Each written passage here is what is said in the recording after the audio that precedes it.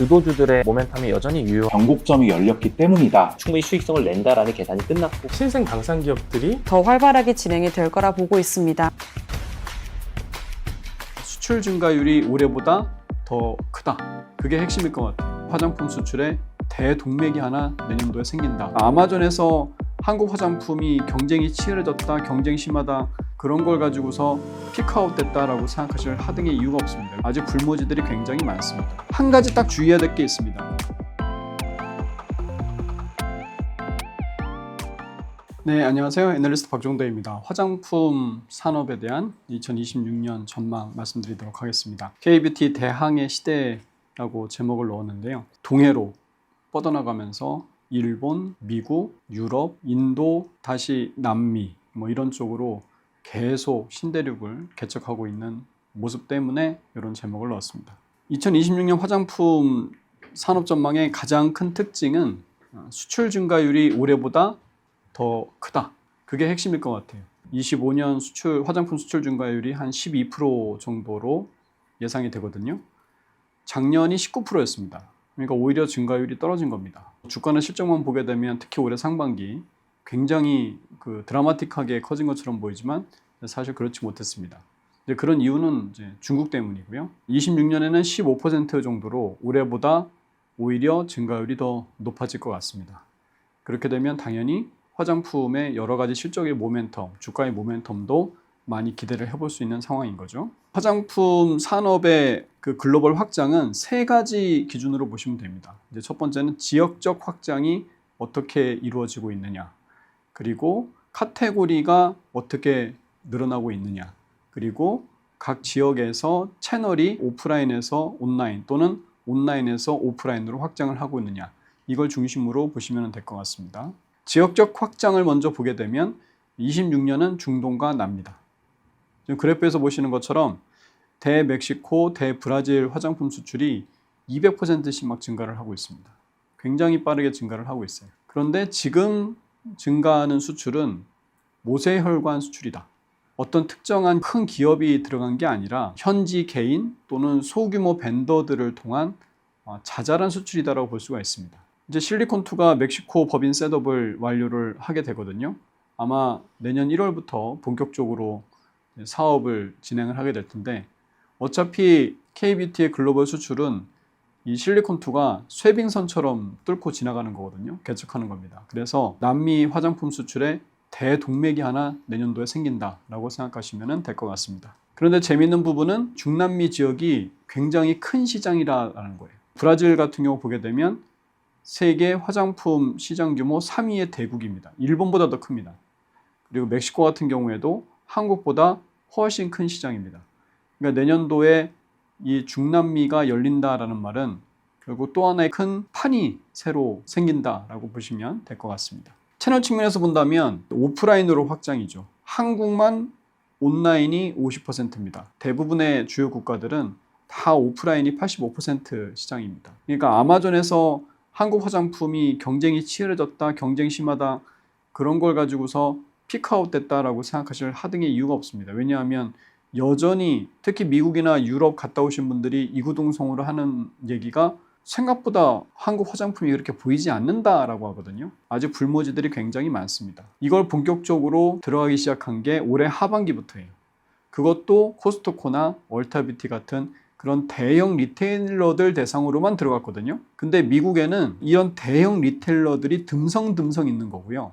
그 사이에 수많은 중소형 로컬 유통업체들이 어마어마하게 많습니다.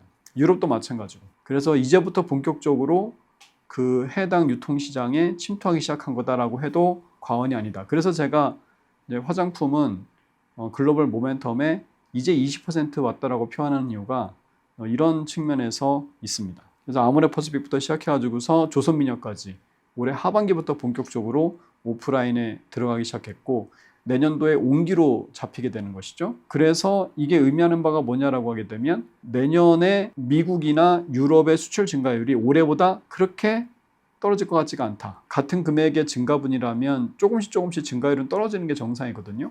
근데 그게 그렇게 떨어질 것 같지 않다라는 생각이 들죠. 미국 관세는 애초에 되게 걱정을 많이 했습니다만 뚜껑을 열어보니 오히려 시장 점유율 확대의 기제가 됐습니다. 프랑스, 캐나다, 이태리, 중국은 말할 것도 없고요. 다 미국으로의 수출이 감소를 했거든요. 중국은 30% 이상 감소를 했습니다.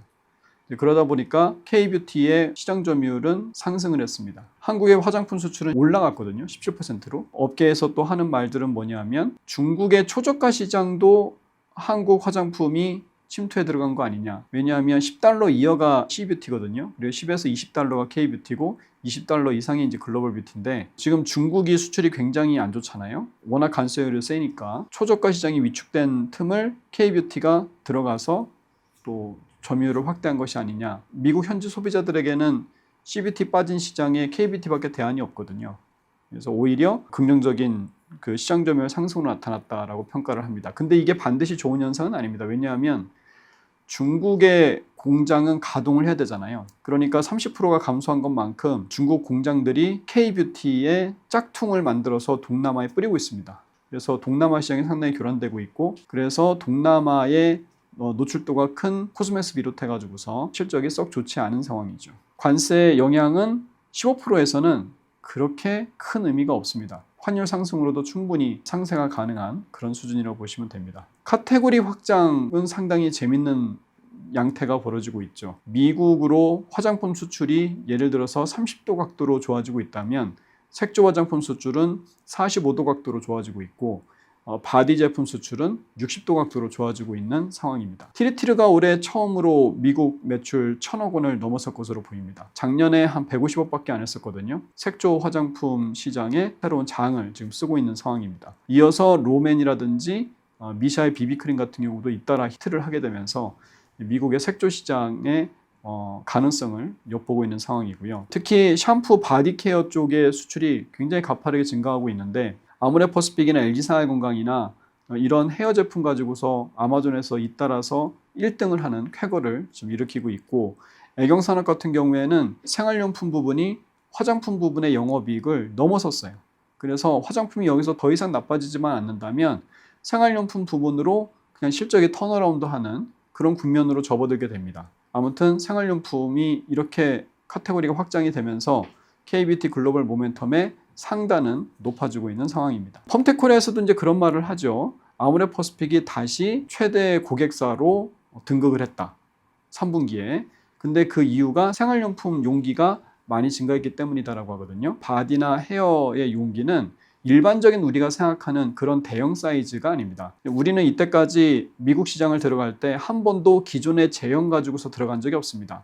다 혁신적인 카테고리로 뾰족하게 특화시켜서 카테고리에서 1등을 하면서 시장을 넓혔거든요. 이 바디 헤어 쪽도 마찬가지입니다. 아마존에서 1등하고 있는 제품들은 다 기존에는 잘 그렇게 존재하지 않았던 미스트 형식의 스캘프 케어, 스포이드 방식의 앰플 이런 것들이거든요. 그래서 이 아마존의 카테고리별 K-뷰티 침투율이 계속 우리가 오른쪽으로 이제 향하는 것을 볼 수가 있는데 이 새로운 카테고리로 뾰족하게 새로운 제형을 만들면서 들어간다.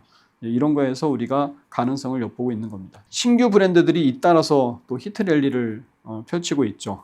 가장 이제 K-뷰티의 글로벌 성장 여력을 높이는 부분인데 우수한 인재들이 다 화장품으로 몰리고 있다는 것이거든요. 그래서 APR, 스킨천사, 아누아만 있는 것이 아니다. 올해 떠오르는 아마존 탑10 신규 브랜드 닥터에이시아, 닥터멜락신, 이퀄베리를 또 꼽을 수가 있죠. 이외에도 셀리맥스, 올리브 인터내셔널 여러 브랜드들이 엄청난 그 성장을 보이고 있습니다. 작년에는 매출 400억, 800억밖에 하지 않았던 브랜드들이 올해 3천억을 바라보고 있고 닥터멜락신 같은 경우는 내년에 8천억을 목표로 하고 있다고 하죠. 네, 엄청난 성장입니다. 닥터에이시아 3,4호 크림을 만든 한국콜마는 국내 실적은 상당히 견조하게 좋아지고 있죠. 중국하고 미국이 좀 흔들려가지고 주가가 안 좋지만 그리고 이걸 수출하는 벤더는 실리콘2입니다. 실리콘2의 3분기 실적을 보게 되면 메디큐브하고 닥터에이시아의 비중이 상당히 상승한 것을 엿볼 수가 있습니다. 닥터멜락신의 이 흥미 백미 앰플을 생산하는 것은 코스메카 코리아죠. 그래서 코스메카 코리아 실적이 엄청나게 어닝 서프라이즈를 기록을 했습니다. 이거를 수출하는 거는 예스아시아 홀딩스입니다. 그래서 예스아시아 홀딩스가 사업 규모가 또 한 단계 레벨업이 되고 있죠. 네, 이런 신규 브랜드가 계속 나온다는 게 상당히 큰 의미가 있는 거고 2026년을 굉장히 긍정적으로 보는 이유 중에 하나가 파이프라인이 커지고 있다. 한국 화장품 유통의 한계가 뭐였었냐면 이 신규 인디 브랜드들은 너무 이 작기 때문에 올리브영이나 실리콘2에 함부로 진입할 수가 없는 이런 것들이 한계로 작용을 했었는데, 실리콘2만 있는 것이 아니라 예스아시아홀딩스, 그레이스, 2020, 아시아벤시 같은 이런 업체들이 실리콘2의 비즈니스 모델을 벤치마킹해서 신규 투자를 확대를 하고 있거나 준비를 하고 있습니다. 예스아시아홀딩스가 독일에 물류센터를 세웠기 때문에 독일 쪽으로 수출이 최근에 굉장히 가파르게 증가를 하고 있죠. K뷰티의 글로벌 모멘텀의 어떤 구조적인 측면에서는 굉장히 긍정적인 현상이다라고 볼 수가 있겠습니다. 그렇게 브랜드 업체들이 대형화되고 발주가 어마어마하게 증가를 하면서 ODM 시장이 굉장히 확장이 되고 있죠.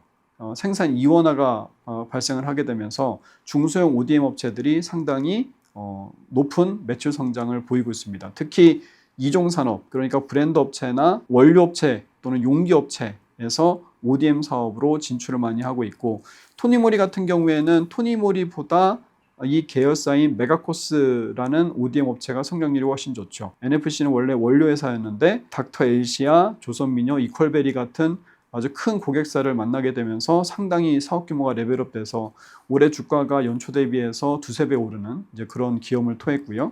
셀바이오 휴먼텍 같은 경우에도 ODM 사업을 본격화하고 있어서 기대를 모으고 있습니다. 그래서 2026년 화장품 수출은 14.5% 증가할 것으로 예상이 되고요. 2025년 수출이 12%밖에 증가하지 못하는데 중국이 18%나 감소를 했기 때문에 그렇습니다. 중국은 24년도 우리나라 수출 1위 국가거든요. 이렇게 큰 지역에서 수출이 감소를 하다 보니까 북미나 유럽, 중동, 중남미가 커지더라도 전체 수출이 증가하는데 한계가 있었던 거죠. 내년도 같은 경우에는 이게 마이너스 7% 정도로 완화되지 않을까라고 기대를 합니다. 내년도 수출 증가율은 15%를 훌쩍 넘을 수가 있겠다라는 기대를 하게 됩니다. 업종별 수출 증가율을 모아보게 되면은 화장품이 컴퓨터, 부속품, 그리고 반도체에 이어서 3위거든요. 근데 주가는 저 바닥에 있죠. 그러니까 상당히 좋은 투자 기회라고 할 수가 있겠습니다. 한 가지 딱 주의해야 될 게 있습니다. 그게 계절성입니다. 이거는 제조업체에 해당이 돼요. ODM이나 용기업체들이죠. 2분기의 집중도가 굉장히 커질 것입니다.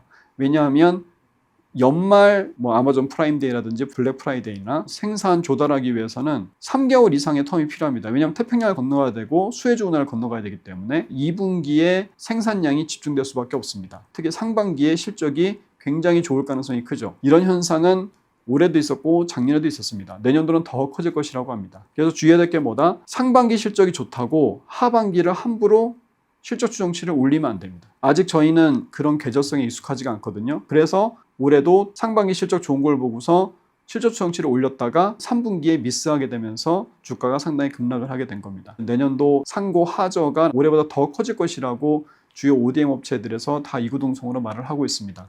그래서 이것만 주의하시면 될 것 같습니다. 토픽으로는 실리콘2하고 아모레퍼스픽, 코스맥스 세 종목을 말씀드리도록 하겠습니다. 실리콘2는 흠잡을 데 없는 실적의 모멘텀을 보이고 있고 밸류에이션은 저기 11배까지 떨어져 있는 상태이기 때문에 15배까지는 큰 문제가 없다라는 생각이 들고요. 그리고 아모레퍼스픽 같은 경우에는 코스알엑스의 굴레만 벗어던진다고 하게 되면 굉장히 좋은 상황이죠. 주요 브랜드들이 다 일본, 미국, 유럽에서 30-40%씩 성장을 하고 있고요.